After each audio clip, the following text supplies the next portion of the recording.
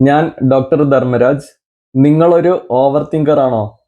എന്നാൽ ഇനിയും നിങ്ങൾ നിങ്ങളുടെ സൂപ്പർ പവർ ഒളിപ്പിച്ചു വെക്കല്ലേ.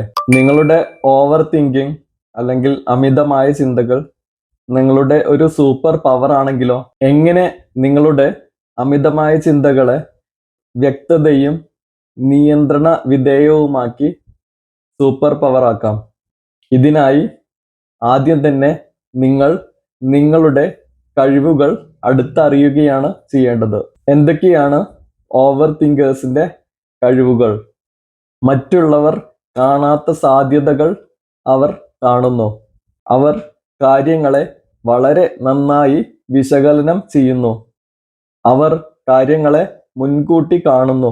ഒരു കാര്യം ദുരന്തമായി മാറുന്നതിന് മുൻപ് തന്നെ അവർക്ക് അതിലെ അപകടം കണ്ടെത്താൻ പറ്റും.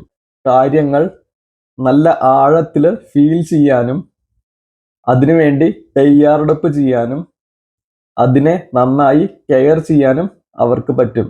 ഇത് ഒരു ബലഹീനതയല്ല. ഓവർ തിങ്കിങ് ഒരു വേഷം മാറി നടക്കുന്ന സൂപ്പർ പവറാണ്. നിങ്ങൾ ചെയ്യേണ്ടത് ഇത്ര മാത്രം: നിങ്ങളുടെ ചിന്തകളെ തകർക്കാൻ വേണ്ടിയല്ല, ക്രിയേറ്റീവായി ഉപയോഗിക്കുക. നിങ്ങളുടെ കൊടുങ്കാറ്റ് പോലുള്ള ചിന്തകളെ വിൻഡ് മില്ല് എനർജിയാക്കി മാറ്റുന്നത് പോലെ സാധ്യതകളാക്കി മാറ്റുക.